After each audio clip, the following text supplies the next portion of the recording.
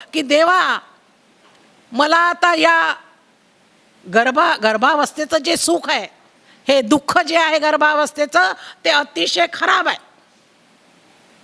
गर्भावस्थेचं दुःख एवढं खराब आहे की गरम पाणी असतं आणि त्या गरम पाण्यामध्ये ते बालक 9 महिने राहतं. घाण असतं ते पाणी, काही चांगलं नसतं.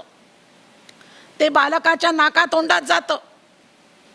म्हणून गर्भावस्थेमधलं असलेलं बालक सोहम सोहम करत असतं.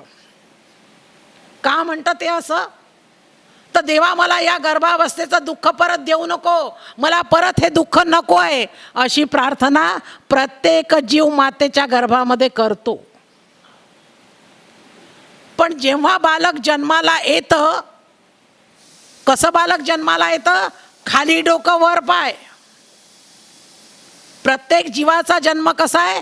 खाली डोकं आहे आणि वर पाय आहे असं जन्माला येतं. डोक्याकडून बालक जन्माला येतं आणि जसं ते डोक्याकडून जन्माला येतं, जसं या जगतामध्ये ते जन्माला आल्याबरोबर ते सोहम विसरून जातं आणि कोहम कोहम करून रडायला लागतं. सगळं गोष्ट विसरून जातो तो. आपल्याला एवढा त्रास झाला, एवढ्या घाण पाण्यामध्ये आपण होतो, हे सगळं विसरून जातो तो. कारण हा सगळा मायेचा परिणाम आहे.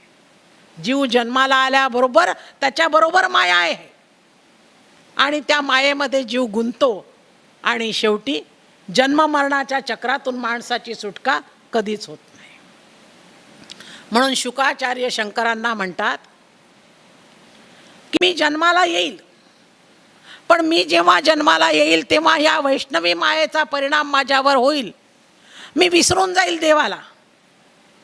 मी परत संसाराचं सुख खरं सुख मानेल आणि हे सगळं जर मी विसरून गेलो, सगळं ज्ञान जर मी विसरून गेलो, तर माझ्या जीवनाला अर्थ राहणार नाही.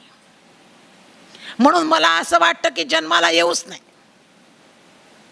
कारण संकटामध्ये आपल्याला देवाची आठवण येते असं शुकाचार्य म्हणतात. पण मात्र शंकर म्हणतात मी तुला आशीर्वाद देतो की तू जरी जन्माला येशील तरी या वैष्णवी मायेचा तुझ्यावर परिणाम होणार नाही आणि वैष्णवी मायेचा परिणाम न होता सगळंच्या सगळं ज्ञान तू आत्मसात केलेलं तुझ्याजवळ कायम राहील, असा माझा तुला आशीर्वाद आहे.